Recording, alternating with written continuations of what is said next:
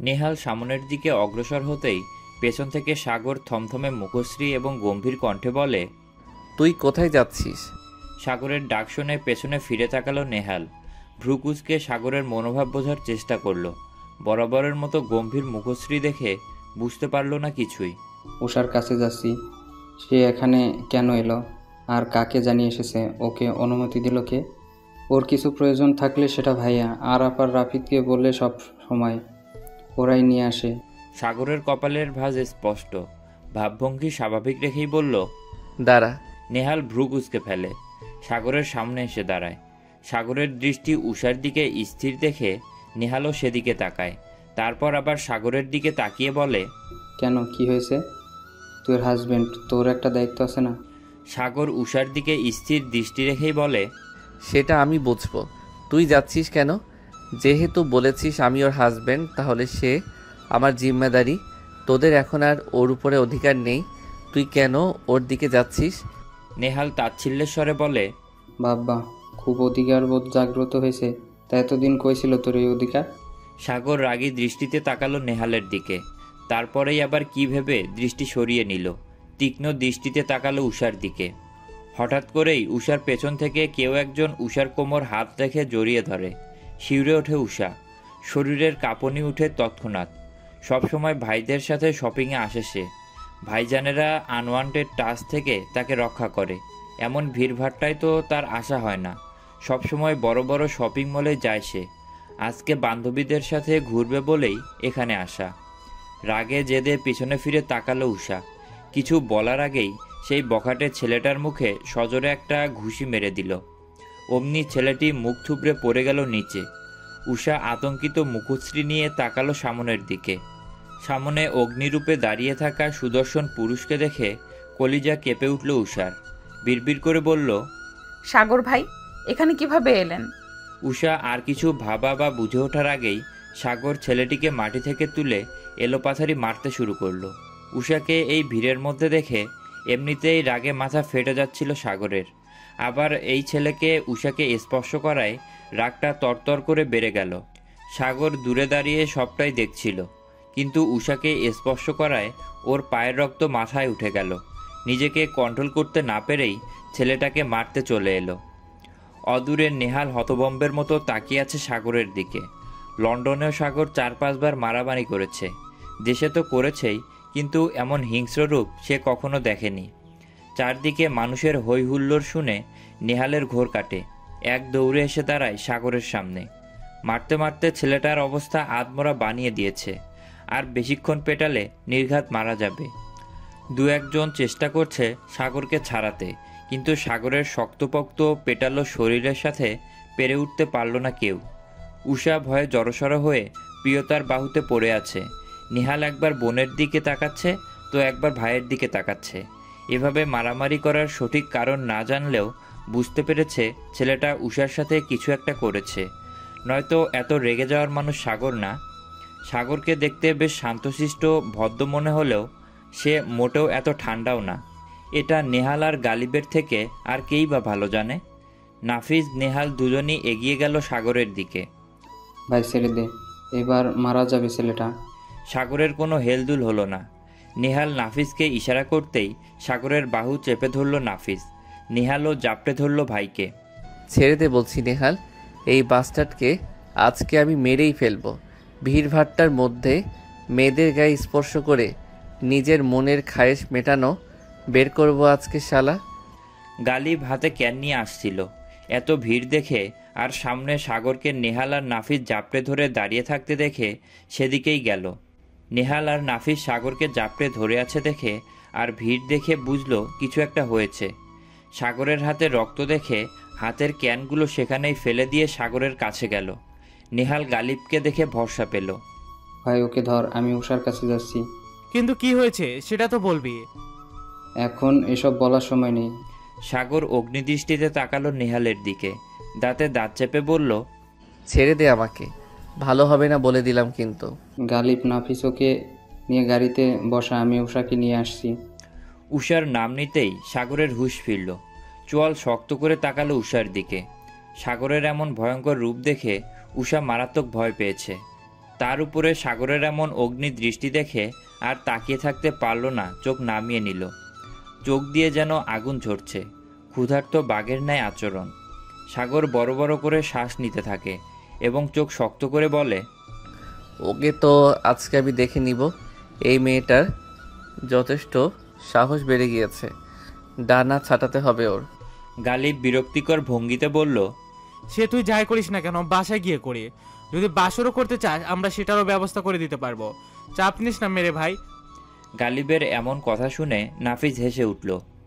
একের কথা বলেছেন ভাই, এই জন্যই আমি আপনারে এত ভালো পাই। সিরিয়াস মোমেন্টেও কেমনে গেম চেঞ্জ করে দিতে পারেন। সাগর পা দ্বারা লাথি মারল গালিবকে। হুদায় মারছিস কেন রে শালা? এই ছেলেটা আমার বোনের সাথে খারাপ ব্যবহার করেছে, তাই এরকম একটা পরিস্থিতি হয়েছে। আশেপাশে দাঁড়িয়ে থাকা মানুষদের উদ্দেশ্যে কথাগুলো বলল নেহাল। গালিব এক ধাপ এগিয়ে গিয়ে বলে আসলো, ওর বোন আর আমার বন্ধুর বউ হয়ে মেয়েটা তাই এতটা রেগে গিয়েছে। আপনারাই বলেন, বউয়ের শরীরে পরপুরুষের স্পর্শ কেউ মেনে নিতে পারে? সাগর সজোরে কির বসিয়ে দেয় গালিবের পিঠে।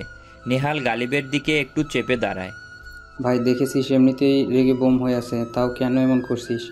নেহাল প্রিয়তা আর উষাকে নিয়ে গাড়ির সামনে এসে দাঁড়ায়। তানহাসহ বাকিরা চলে গিয়েছে। উষাকে গাড়িতে উঠিয়ে প্রিয়তাকেও বলে গাড়িতে উঠতে। প্রিয়তা, তুমিও উঠে পড়ো। গালিব প্রিয়তার নাম শুনে ভ্রুকুচকে তাকায়। তুমি কি প্রিয়তা? আকস্মিক পুরুষ মানুষের কণ্ঠে পিছন ফিরে তাকায় প্রিয়তা। আমি প্রিয়তা, কেন? তুমি সেই না, ওই যে ডাবল মিন। আর কিছু বলার আগেই গরম চোখে তাকালো সাগর। চোখে কিছু একটা ইশারা করায় চুপ হয়ে গেল গালিব। প্রিয়তা ভ্রুকুচকে বলে, ডাবল কি? গালিব মাথা চুলকে অপ্রস্তুত হাসে। না, ওই আর কি, মাই ট্রাইব গার্লস। প্রিয়তা নাক মুখ কুচকে ফেলে। মানে? নেহাল বলে, কিছু না, তুমি গাড়িতে উঠে বসো। সাগর নিজের রাগ কমাতে পারছে না। পরনের টি শার্ট ঘামে জুবুথুবু অবস্থা, চোখ দুটো লাল হয়ে আছে, বড় বড় নিঃশ্বাস নিচ্ছে। এই অবস্থায় সাগরকে ড্রাইভ করতে দেওয়া যায় না। নিহাল সাগরের কাঁধে হাত রেখে বলল, তোর এই অবস্থায় ড্রাইভ করতে হবে না, একটা অঘটন ঘটবেই। তুই ওষার পাশে বস যা, আমি ড্রাইভ করি, গালিব সামনে বসবে। গালিব তো আর ওষার সাথে বসতে পারবে না। সাগর কোনো কথা বলল না, চুপচাপ বাম দিকে এগিয়ে গিয়ে গাড়ির দরজা খুলল। সাগরকে দেখে উষা ভ্রুকুচকে তাকায়। সাগরের এমন রূপ দেখার পর থেকে উষা সত্যি ভয় পাচ্ছে খুব, কিছু বলার সাহসও পাচ্ছে না। সাগর গম্ভীর কণ্ঠে বলল, চাপ আরও। হ্যাঁ, কি বললেন? উষা সাগরের বলা কথাটাও শুনতে পায়নি।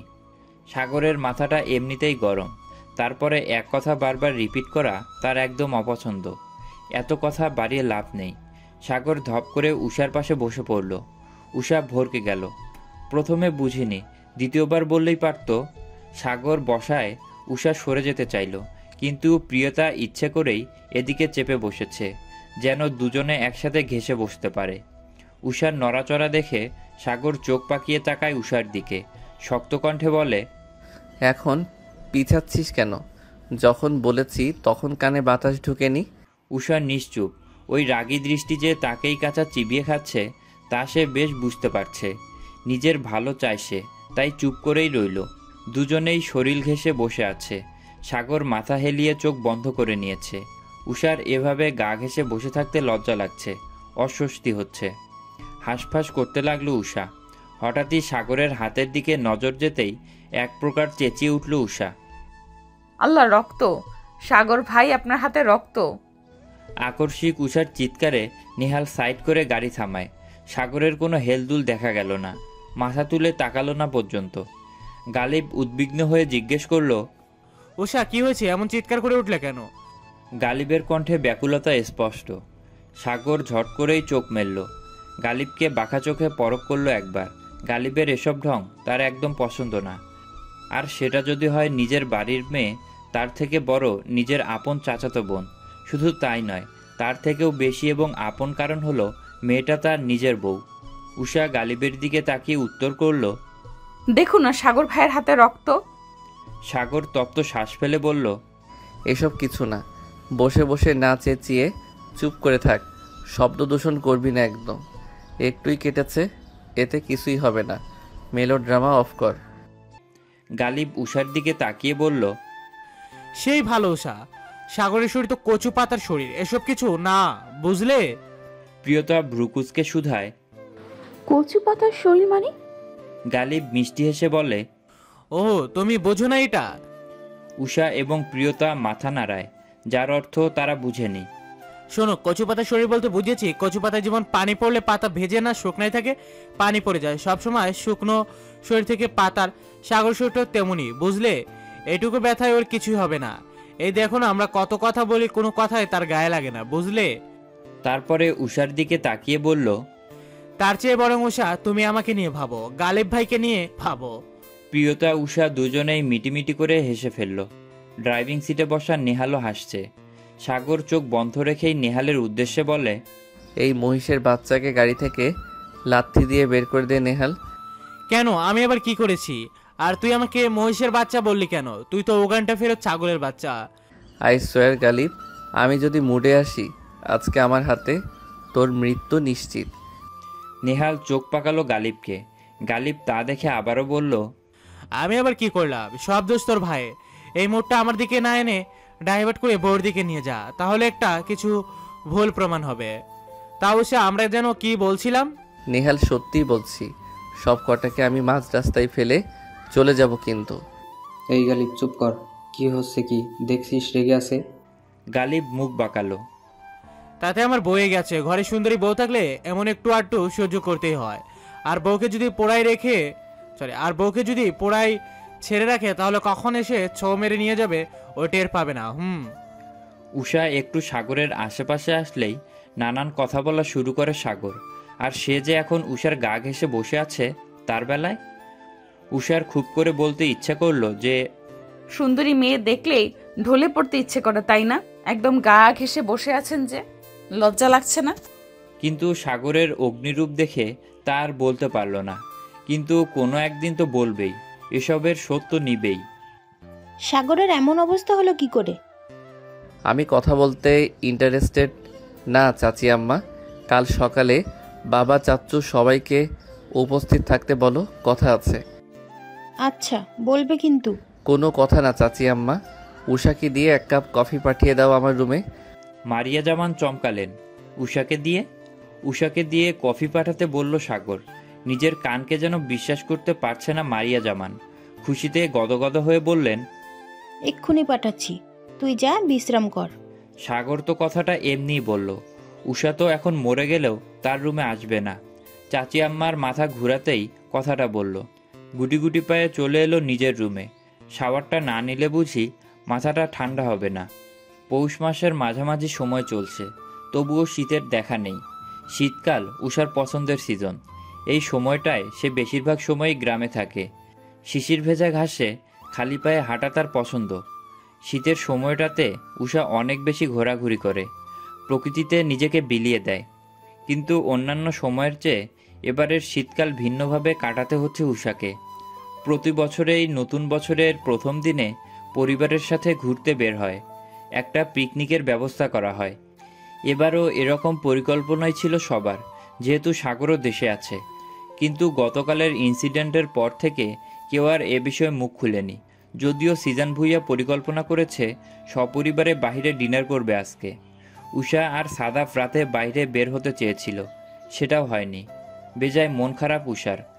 বিরক্তিতে মুখ ভোঁতা হয়ে আছে। এই বিরক্তি কাটাতে কিছু একটা তো করতেই হবে।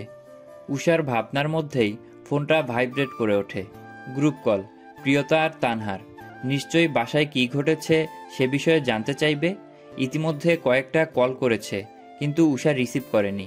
ফোনটা রিসিভ করতেই তানহা এক প্রকার চেঁচিয়ে বলল, কাল থেকে কতগুলো টেক্সট আর কল দিয়েছি দেখেছিস? মরে গেলি নাকি? শালি, আমাদেরও তো তোকে নিয়ে চিন্তা হয় নাকি? একবার ফোন তুলবি না?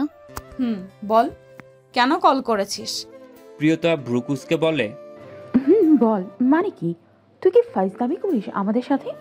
আজব, ফাজলামি করব কেন? তাহলে এভাবে কথা বুঝিস কেন? ভাইয়া পরে তোকে কিছু বলেছে? বাসায় প্রবলেম হয়েছে কোনো? উষা গম্ভীরভাবে দীর্ঘশ্বাস ফেলল।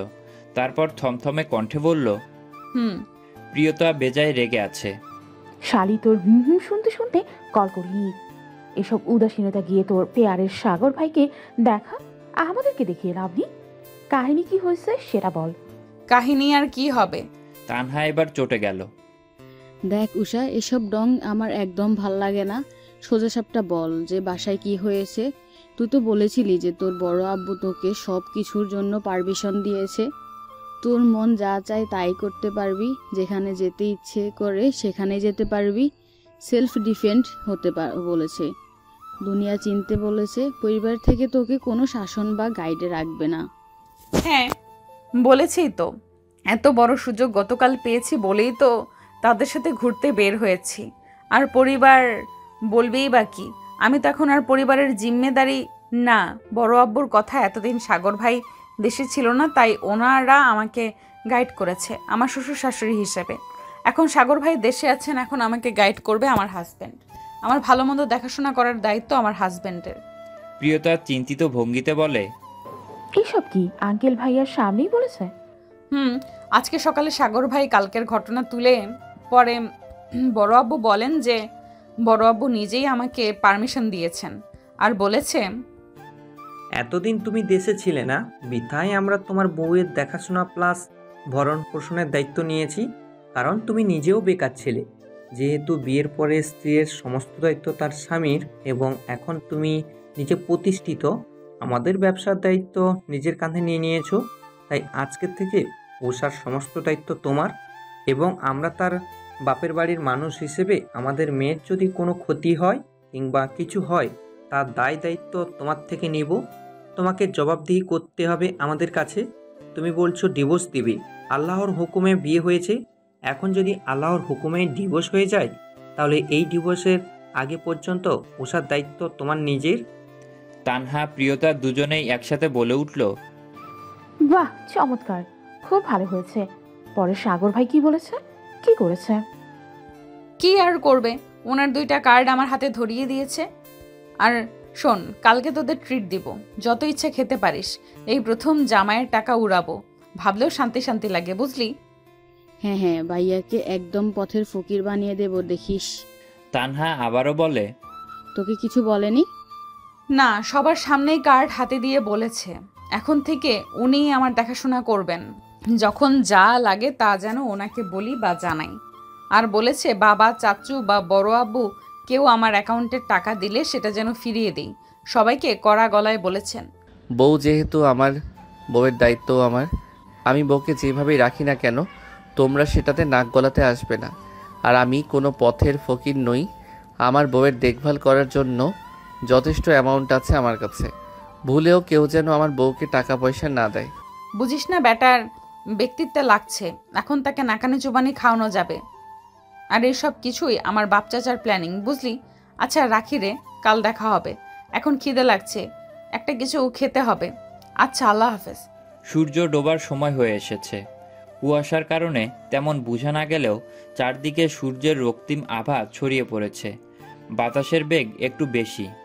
ঘরের মধ্যে বেশি শীত না লাগলেও বাহিরে প্রচণ্ড ঠান্ডা, শরীরের কাঁপুনি ধরিয়ে দেওয়ার মতো ঠান্ডা। এমন সময়ে ছাদের কার্নিশ ঘেঁষে দাঁড়িয়ে আছে উষা। আকাশ ভীষণ পছন্দের তার। হঠাৎ করেই মেয়েলি কণ্ঠস্বর ভেসে আসলো কানে, আফা, বড় ভাই সাহেবে আপনারে তার ঘরে যাইতে কইছে। এখন যাইতে কইছে আপনারে। আফার ঘরেও খুঁজছে আপনারে, কিন্তু পায় নাই। এখন জলদি যান। স্বামী হওয়ার পরে এই প্রথম নিজে থেকে ডাক দিল। উষা ঘাড় ঘুরিয়ে তাকালো তানির পানে। স্বামীনাপুর বয়সী তানি গত 3 বছর হবে তাদের বাসায় কাজ করছে। সকাল সকাল আসে, আবার আসরের পরেই চলে যায়। উষাকে উৎসুক নয়নে তাকিয়ে থাকতে দেখে তানি ফের বলল, আফা, তাকাইয়া আছেন কে? যান না, তাড়াতাড়ি যান। কৌতূহলী উষা বিস্ময় লুকিয়ে জানতে চায়, সাগর ভাই ডাকে আমাকে? হ আফা। কেন? হেইডা তো আমি জানি না, কিন্তু কইল কি দরকারের বলে আপনার লগে কইছে যদি নিজে আপনারে খুঁজা বাইর করে তাইলে নাকি। এতটুকু বলেই ইতস্ত করতে লাগলো তানি। উষা আগ্রহ নিয়ে শুধায়, থামলে কেন বলো, তাহলে কি করবে? আপনার কপালে দুঃখ আছে। উষা তাচ্ছিল্যের হাসি দিল। তুমিও না, এই লোক আবার আমাকে কি করবে? কি করি আর না করি সেটা তো আমার সামনে আসলেই দেখতে পারবি। পুরুষের তীব্র গম্ভীর স্বর কর্ণকোর হতেই ভ্রুকুচকে শব্দের উৎস খুঁজতে চাইল উষা। কণ্ঠস্বর শুনে বুঝতে আর বাকি রইল না পুরুষটিকে। তানিও পিছনে তাকালো। সাগর দরজা পেরিয়ে ছাদে পা রাখল। লম্বা লম্বা পা ফেলে উষার সামনে গিয়ে দাঁড়ালো।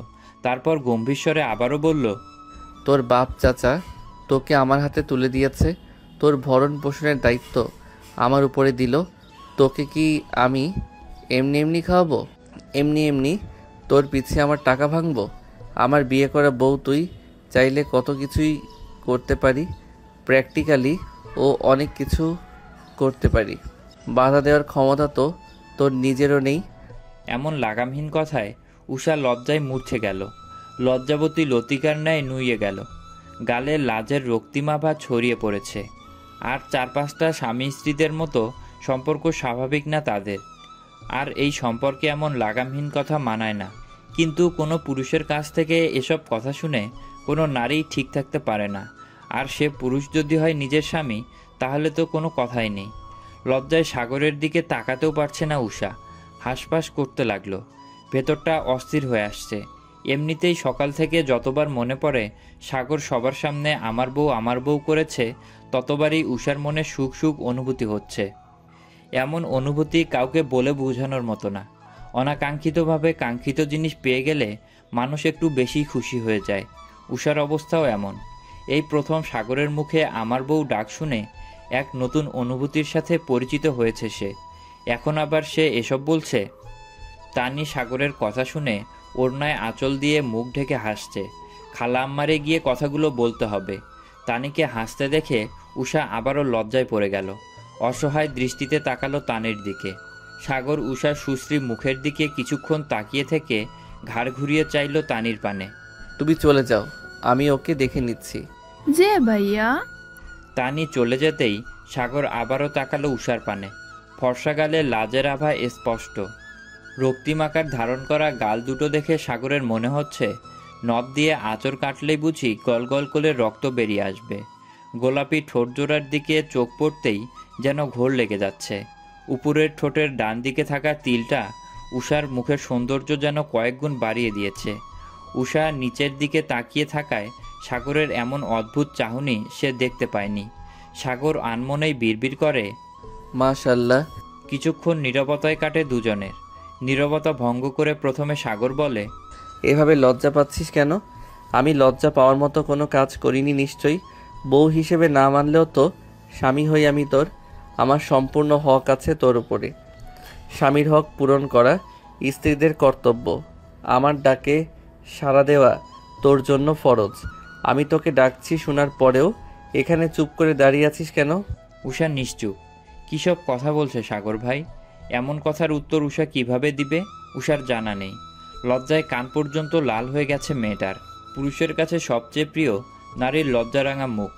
উষার লজ্জা আরও দুগুণ বাড়িয়ে দিতেই সাগর বলে, যেভাবে লজ্জা পাচ্ছিস মনে হচ্ছে বাসর করতে ডাকছি আমি তোকে। ইডিয়েট, কী সব উল্টাপাল্টা ভাবিস তুই? তোর বাপ চাচা জানে তাদের নাবালিকা মেয়েটা যে সাবালিকা হয়ে গেছে? বাসর করার চিন্তায় বিভোর। লজ্জায় উষার কান দিয়ে ধোঁয়া বের হচ্ছে। ওর এই জীবনে সে এমন কথা কখনো শোনেনি। সাগর ভাইয়ের সামনে আসলে এমনিতেই মনে প্রজাপতি উড়ে, গলা শুকিয়ে চৌচির হয়ে যায়। আবার যদি এ ধরনের কথা বলে তাহলে কেমন লাগে? কিন্তু উষার এখন লজ্জা পাওয়ার সময় না। তাকে কি বলল? সে বাসর করা নিয়ে স্বপ্ন দেখছে। এমন ভাবনা মনে আসতেই মেজাজ বিগড়ে যায় উষার। তৎক্ষণাৎ মাথা তুলে তাকালো সাগরের দিকে। বেটাকে বুঝতে দেওয়া যাবে না যে বেটার কথায় উষা লজ্জা পেয়েছে। নিজের লজ্জা ঢাকতেই একদম চোখে চোখ রেখে নাক ফুলিয়ে বলল, কি বললেন? বাসর করার চিন্তায় বিভোর থাকি আমি? তা নয়তো কি? পাগল আপনি। বাসর করার চিন্তা করব, তাও আপনাকে নিয়ে? আপনার মতো কুৎসিত মনের মানুষকে নিয়ে আমি বাসরের স্বপ্ন কেন, সাধারণ কোনো স্বপ্নও দেখব না। সাগর কপাল কুঁচকে গম্ভীর স্বরে বলে, সেটা তো আমি খুব ভালো করে জানি।